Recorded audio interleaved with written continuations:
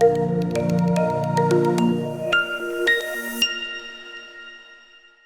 know, flooding is one of the most costly natural disasters in the United States, resulting in about $4 billion, that's with a B, $4 billion of property damage every year.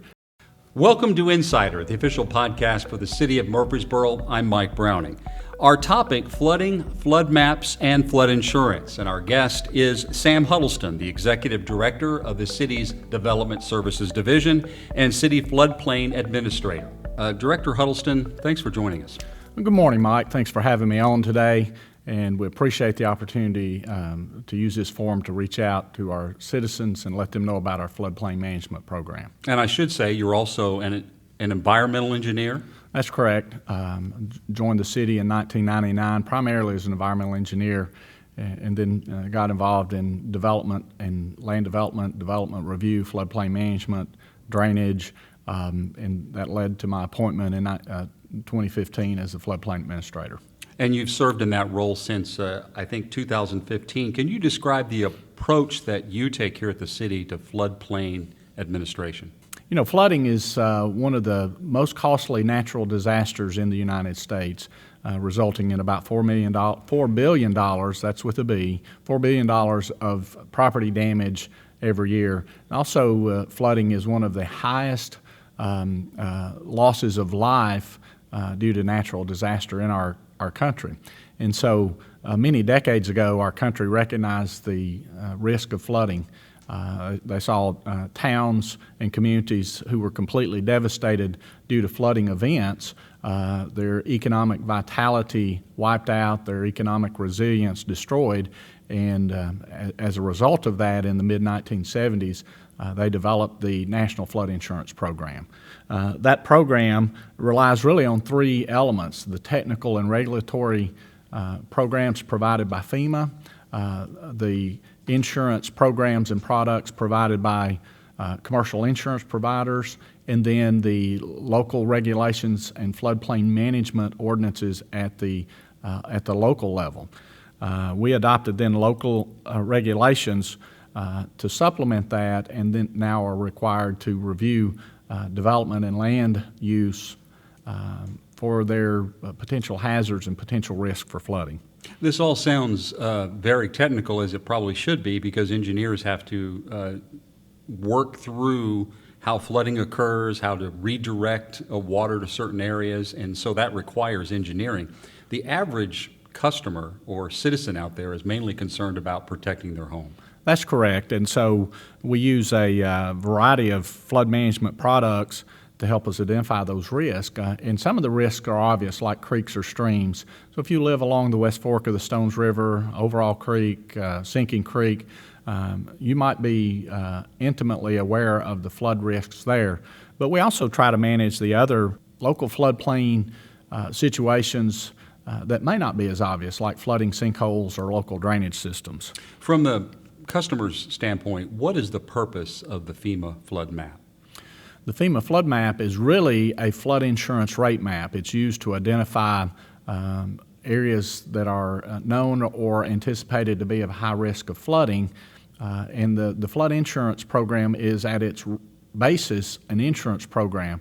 And so the flood insurance rate maps actually allow the insurance industry to identify properties that are of high risk of flooding, which then is used to calculate their flood insurance costs. So there are new maps that are released, I guess, either annually or a period of time. How often is that done, and why is it done? I assume it's because they change.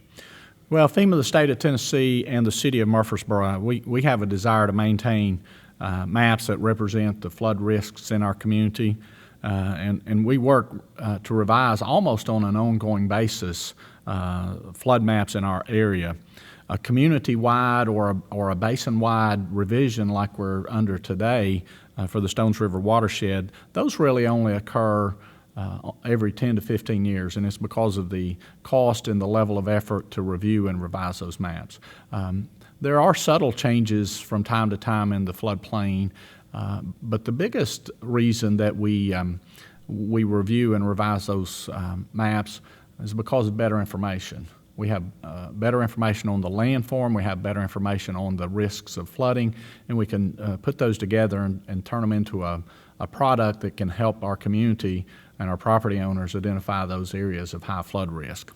So just to clarify, the maps that are coming out now, or that came out just within the month, they were supposed to come out a year ago, but due to COVID, they were delayed.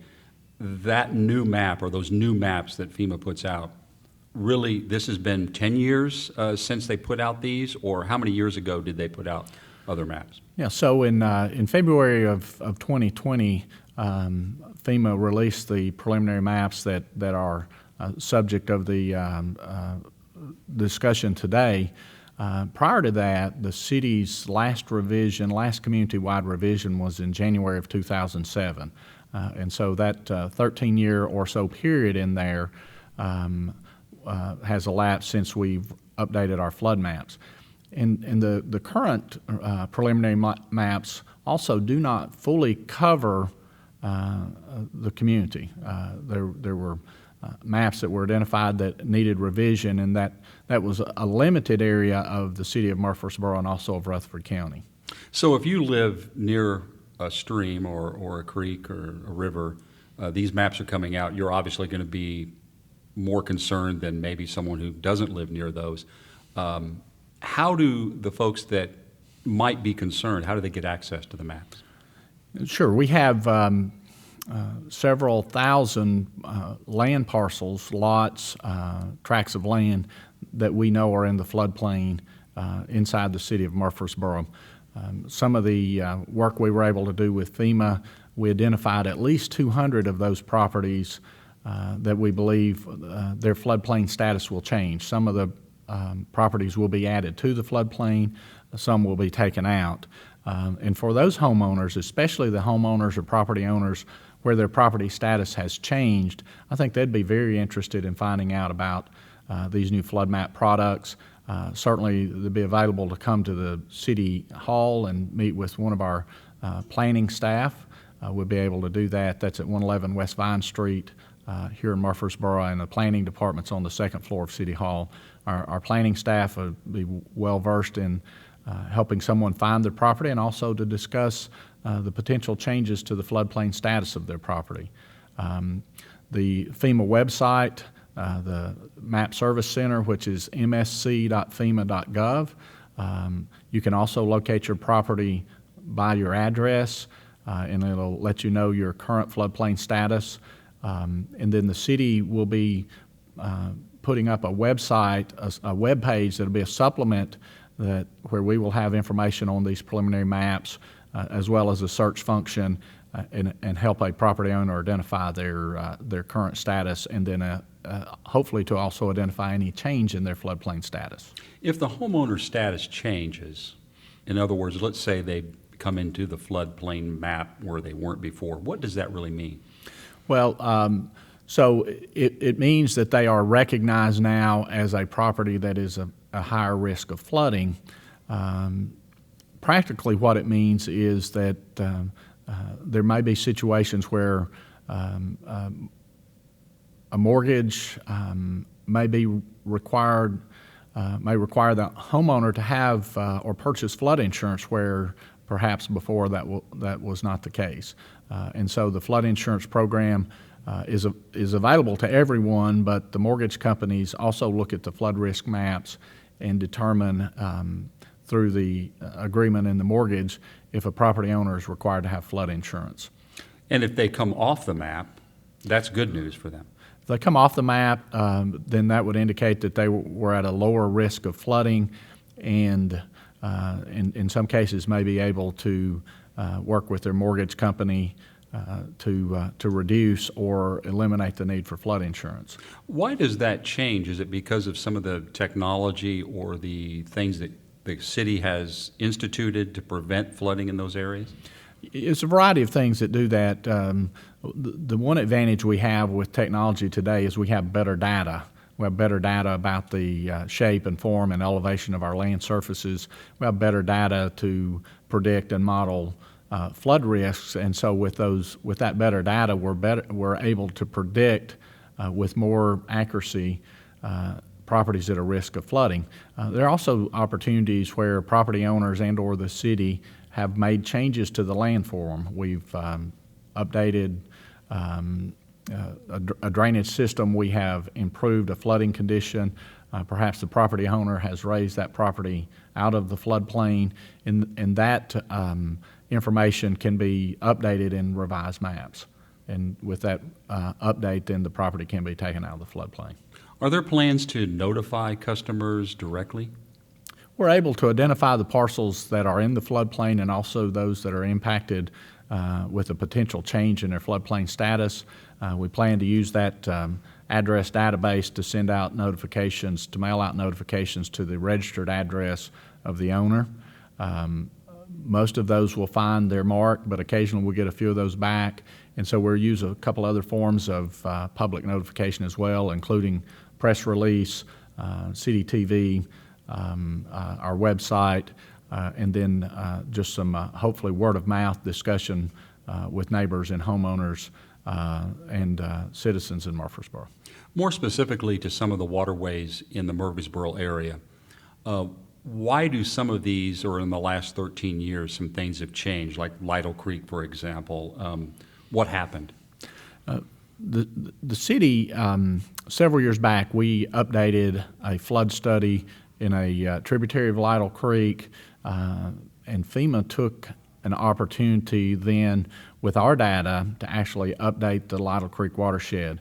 And so we had better mapping. FEMA also used their most current modeling programs as well as updated information on the rainfall and runoff relationship between the landform and the stream.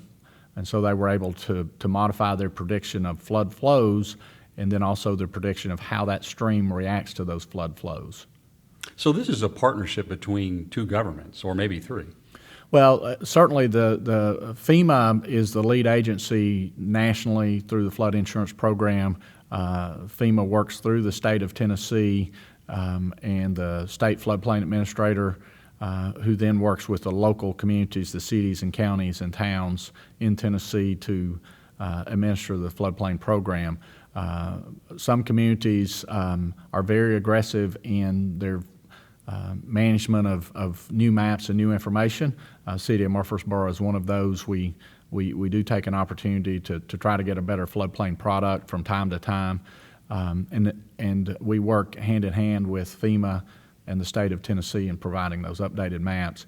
In a fast-growing community like Murfreesboro, we've got to have accurate and current information to use to make good decisions on land use and planning and development and construction.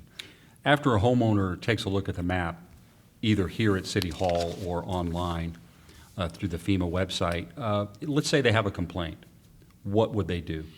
Well, the city is going to act over about the next 90 days to serve as a collector, if you will, of the information and comments on the flood maps. FEMA notified us with that on May 4th, the 90-day review period would start, and so we have basically an opportunity between now and the first part of August to respond to FEMA's plan to publish the maps. And if we do have questions or information or comments that would materially affect the maps, the city will serve as that collector to provide that information to FEMA and to their consultant who's providing the revised maps. Can you educate us a little bit on flood insurance or the program, because this is maybe a little bit different than just a typical, go to your insurance agent. What is that process like? Sure. And so in the mid-1970s, Congress passed legislation that created the National Flood Insurance Program. And again, it works basically with FEMA, the commercial insurance industry, and state and local governments to implement the program. Flood insurance is a product that is subsidized by FEMA, but they really use the commercial insurance industry to administer and administer and make that program available. And so for a homeowner who's interested in purchasing or inquiring about flood insurance, their insurance agent, most insurance agents in the community have access to flood insurance packages. Really, there's no price shopping there because FEMA has the program and sets the rates and works with the insurance companies to administer that program. So you don't get necessarily a better price by going to a different agent or a different company, but finding a company that does provide the flood insurance product would be your first start. And then the insurance agent is going to determine the flood risks on that property, and using the flood insurance rate maps, they will determine an appropriate flood insurance policy and flood insurance rate. The area that really gets the most attention for flood maps and flood insurance are new mortgages or refinances or property sale or property transfers. And many mortgage companies also evaluate their risks, and a mortgage holder would be interested in protecting their investment. And so if the property is at high risk of flooding, sometimes in the mortgage contract, the mortgage company would require that flood insurance be purchased. And if the property owner does not purchase the flood insurance, then the mortgage company purchases that flood insurance to protect them, and then includes that in the cost of the mortgage. There are certain federally backed mortgages that have a mandatory purchase requirement, and so if your property is in the floodplain, it is required for those federally backed mortgages like FHA or VA to actually purchase the flood insurance product. And again, that is either purchased by the homeowner or it's purchased by the mortgage company on behalf of the homeowner, and added to the cost of that monthly mortgage. How long do the homeowners have now to make a public comment? So we have about 90 days. On May the 4th, FEMA notified us and the public and the community of their plans to start that 90-day comment and review period. And so really we need to hear from our citizens and residents before the 1st of August to assemble those comments and then to provide them in a package to FEMA. So how will the city be helping then in this 90-day period? So we will we'll send out the mailers. We'll also use city website to help with that. We'll make city staff available to assist homeowners who need some additional help in interpreting their status and the maps and the changes that might impact their property. Additionally, the city hired a local engineering consultant to review the maps and the insurance products and the flood study products on our behalf. We'll be sharing those comments with FEMA as well, trying to eliminate errors and also to make the flood insurance product as accurate as it can be. Before we wrap things up, you said something at a council meeting or a public meeting the other day that I think pertains to this or relates to it. And you were talking about, I think, Wilkinson Pike in particular. And there's rain events, and then there are flood events, and then there are extreme events, things that don't happen for 100 years. And we hear a lot about 100-year floods. So kind of explain the difference between, solving a problem that may happen every few years and then one that's 100 years.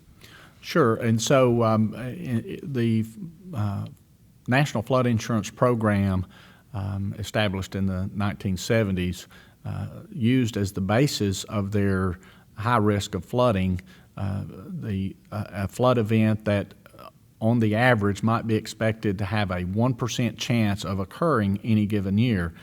The common term for that is the 100-year flood, but it is really a percentage, a probability of an event happening in any given year. Let's compare that with something that happens more frequently, say an event that is expected to happen every year. That would be a one-year flood event, and it would have a 100% chance, 100% probability of occurring any given year. And so the engineers and statisticians have studied weather patterns, and we have flood data, we have stream gauging data, we have predictive models that allow us to understand how creeks and streams and other flood-prone areas react to certain storms, and it allows us to assemble a probability map and a probability of events occurring in a given watershed or in a given event. And then it's a risk analysis for the community to help us understand at what risk of flooding certain things are. And so, for example, we build many of our greenways and parks in flood-prone areas. And so for those areas to be underwater during times of flooding, while it's inconvenient, we can pretty quickly recover and restore that area and return it to active use. On the other hand, something like a new home or a business, for those things to be flooded, it's a devastating economic impact. It's a loss of use, loss of service that might cover many weeks or months before that's actually recovered. And so those finished buildings we're very protective of. Our roadways, we want those to be functional in higher levels of storm events and extreme flooding. And so we do that level of service and risk analysis to try to pick the right situation for various uses and developments in our community. Thanks for that explanation. And if someone wants to reach out to you for a comment or a question, how should they do that? So they can come in personally and visit, again, the second floor City Hall, the Planning Department. You can also call our office at 615-893-6441. And then you can also go to our website and find email addresses for me or other members of our Planning and Development Services staff, and you could email your questions in directly. All right, Sam, thanks a lot for being with us. Thanks for having me today. Sam Huddleston has been our guest, the Executive Director of the Development Division here at City Hall, for this edition of The Insider. We've been highlighting flood mapping and flood insurance originating our program from City Hall. Thanks for listening to The Insider via Podbean, Spotify, Apple Podcast, and Amazon Music Audible. You can also watch The Insider on YouTube. Our producer is Michael Nevels. For more information on the fast-growing city of Murfreesboro, visit www.murfreesborotn.gov. Insider is the official podcast for the city of Murfreesboro. I'm Mike Browning. Thanks for joining us.